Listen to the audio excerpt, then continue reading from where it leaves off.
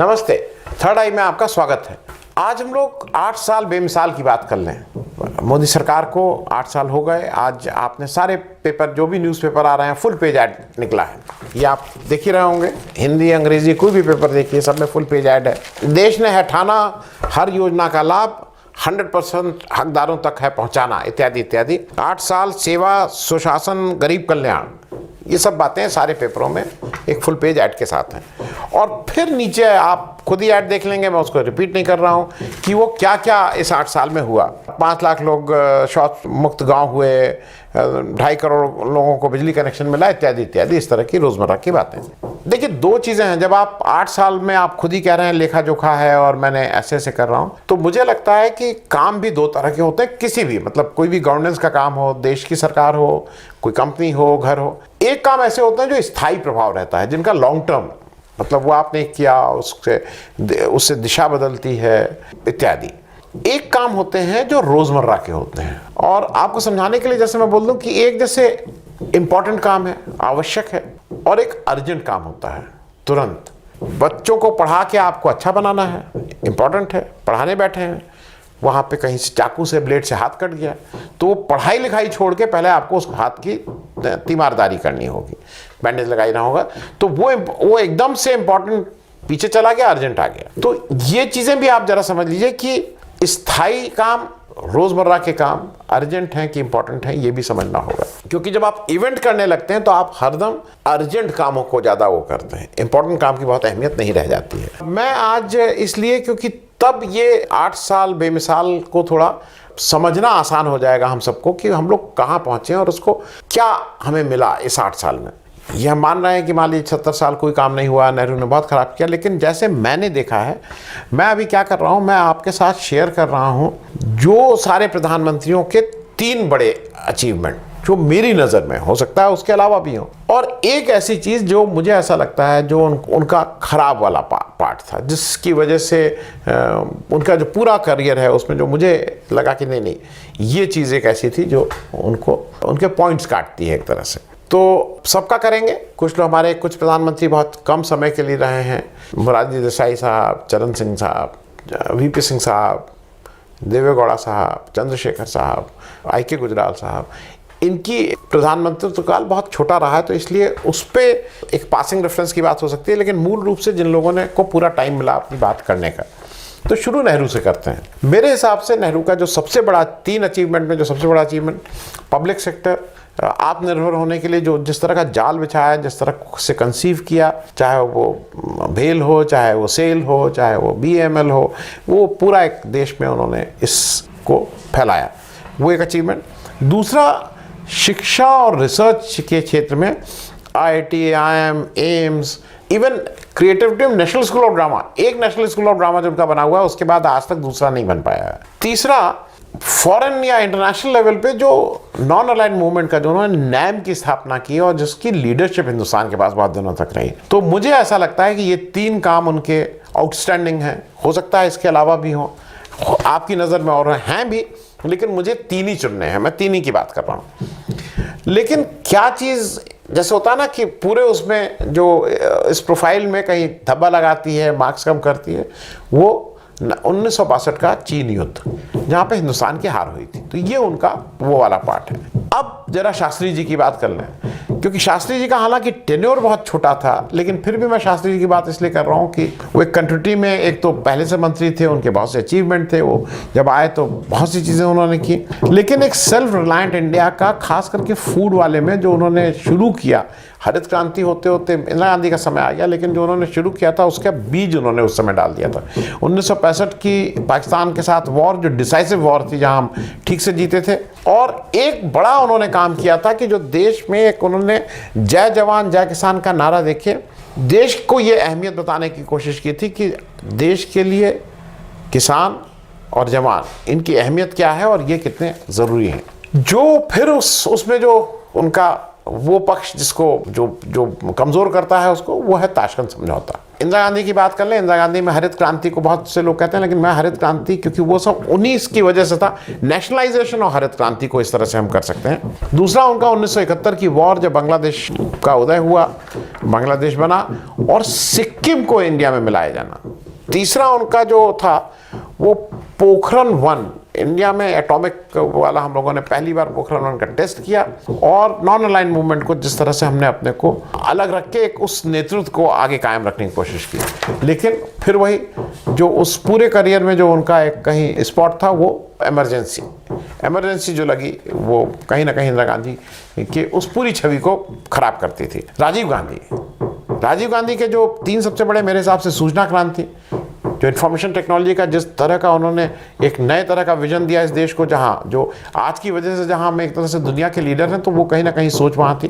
पंचायती राज, मतलब grass root तक सरकार को पंचायती राज, और एक बड़ा काम उन्होंने किया एंटी डिफेक्शन लॉ वाला। हालांकि उसको अब हम तोड़ मरोड़ करके उसको हमने वो कर दिया, लेकिन जो स्पिरिट ऑफ डेमोक्रेसी के लिए एंटी डिफेक्शन लॉ एक बड़ी बात थी। लेकिन जो उनके ऊपर जो दाग लगता है, IPKF और जो श्रीलंका मामला था, उसको उन्होंने ठीक से हैंडल नहीं किया मेरे हिसाब से। VP सिंह का मैं क्योंकि बहुत कम समय के लिए थे, लेकिन फिर भी मंडल उन्होंने लागू किया, जो एक समाज के जो बैकवर्ड लोग थे उनके लिए एक बहुत बड़ा बात थी, लैंडमार्क, मतलब वहाँ से इतिहास बदला।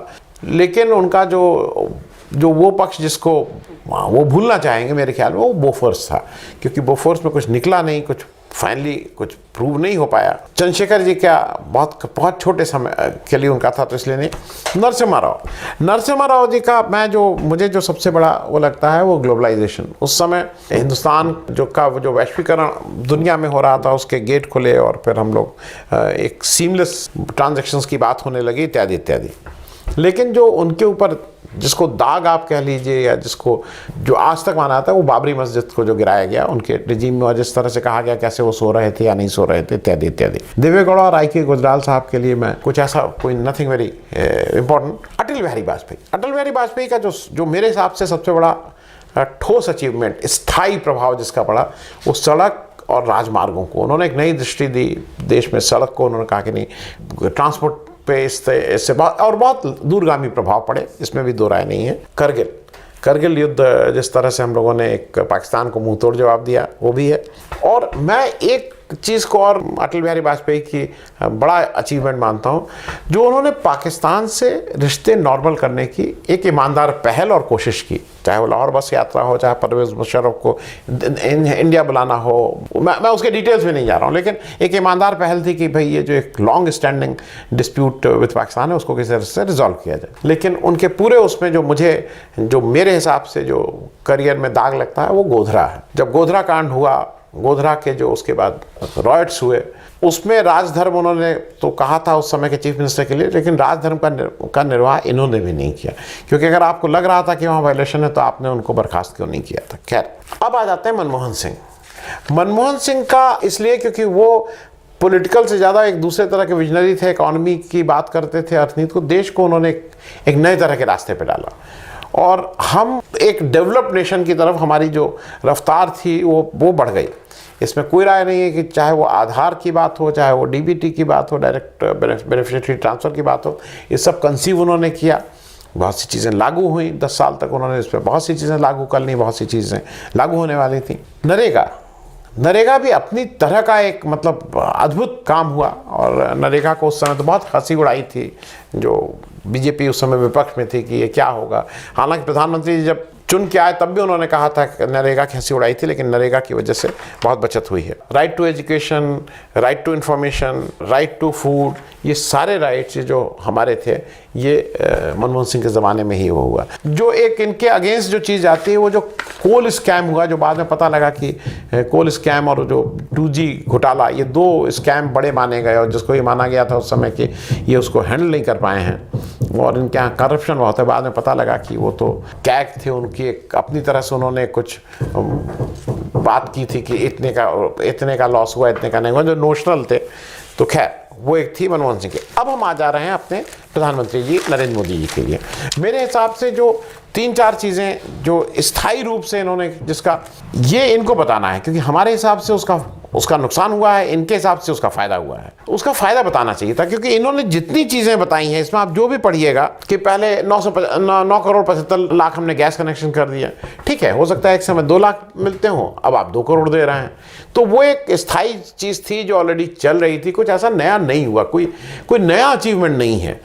नया अचीवमेंट जो है वो नोटबंदी था। डिमोनेटाइजेशन जिस तरह से आपने किया, उससे फायदा क्या हुआ आप बताइए ना, इस 8 साल में उससे फायदा क्या हुआ? मतलब लेटस, हम लोगों को लगता है कि नहीं उससे बहुत फायदा नहीं, तो हम लोग भी we want to educate ourselves. GST क्या फायदा हुआ? क्या जीएसटी अच्छे से लागू हुआ? आप कहने को कहिए कि और जीएसटी मिल रहा है, और अरे भाई जब धीरे धीरे आगे हमारी पॉपुलेशन बढ़ रही है, बिजनेस का टोटल वॉल्यूम बढ़ रहा है, तो जीएसटी तो ज़्यादा होगा ही, लेकिन जीएसटी से क्या फायदा हुआ? क्योंकि देखिए मोदी जब आए थे तो इसमें कोई दो राय नहीं, 2014 में बहुत ज़्यादा लोगों का इनके ऊपर वो था, विश्वास था, बहुत ज़्यादा लोगों की अपेक्षाएं थी। 15-15 लाख रुपए की बात कही गई थी, काला धन लाने की बात कही थी। वो कहाँ है काला धन? कितना आया कि नहीं आया, या आ पाएगा कि नहीं आ पाएगा? वो स्थायी चीज़ें हैं, उस पर भी थोड़ी चर्चा होनी चाहिए। और एक बात मैं इसलिए उसको कह रहा हूँ, कश्मीर 370 आपने हटाया, कश्मीर आज कहाँ है? कश्मीर पे भी तो एक वाइट पेपर बताइए ना कि कहाँ कश्मीर था, फिर कितना आपने जब ये कर दिया, कश्मीर ने धारा 370 हटा दी, कश्मीर के 2 हिस्से हो गए, उससे फ़ायदा क्या हुआ? क्योंकि वो स्थायी चीज़ें हैं, रोज़मर्रा की चीज़ें कि पिछले साल मैं 2 लाख शौचालय बनाए, इस बार मैंने 5 लाख बना दिए, अगले साल मैंने 20 लाख बना दिए, ये सब कोई स्थायी चीज़ें नहीं हैं, ये तो रोज़मर्रा का है, it is part of the governance. तो मुझे लगता है कि ये, और जो इनका जो मैं जिसको क्या बोलेंगे, दी ब्लैक स्पॉट, जो दागदार बात है, वो ऐसा लगा कि देश इस समय बिल्कुल नफरत की बुनियाद, मतलब इतनी ज़्यादा नफरत हो गई, फैल गई है। वो सही है गलत, मैं उस पर नहीं जा रहा हूँ, वो मुसलमानों ने राज किया, गलत किया, बिल्कुल वो किया, वो एक अलग डिबेट है, लेकिन नफरत आज इंसान के बीच में नफरत भयंकर तरीके से हो गई है। क्योंकि एक नई चीज़ इसमें हुई है जो मेरे हिसाब से, अब बहुसंख्यक हिंदूज जो हैं, जो मेजॉरिटी है, वो डर रही है। मतलब आपने कहीं सुना है कि उसके मन में डर बैठा दिया गया है? कितना वाजिब है, कितना गैर वाजिब है, सही है गलत है, मैं उस पर बात नहीं कर रहा हूँ, लेकिन मेजॉरिटी हिंदू कम्युनिटी के अंदर अब ये डर बैठा दिया गया है कि वो खतरे में है। तो ये भी एक बात है। मेरा सिर्फ कहना ये था कि जो 8 साल का अचीवमेंट है, उसको अगर हम स्थायी चीज़ों को ध्यान में रखते हुए, अब वो कह रहे हैं कि पहले कितने 22 एम्स में 15 हमने बनाए, अरे भाई वो तो रफ्तार हो गई। पहले हम सब लोग जब कार, आज से 40-50 साल पहले कार की रफ्तार होती थी 30-40 किलोमीटर। मुझे ठीक से याद है, दिल्ली आदमी आता था तो दिल्ली में कोयले वाला इंजन, स्टीम इंजन से अगर आते थे तो पूरे बाल में वो कोयला भरा रहता था, एक दिन आदमी सुस्ता के आराम करता था। तो आज आप कहीं तो कोई मैं सुपर मैन थोड़ी हो गया हूँ। अरे भाई अब चीज़ें अच्छी हो गई हैं, ट्रेन फास्टर हो गई हैं, ट्रेन अच्छी हो गई हैं, थकान कम होती है, आते ही तुरंत आदमी काम करने लगता है।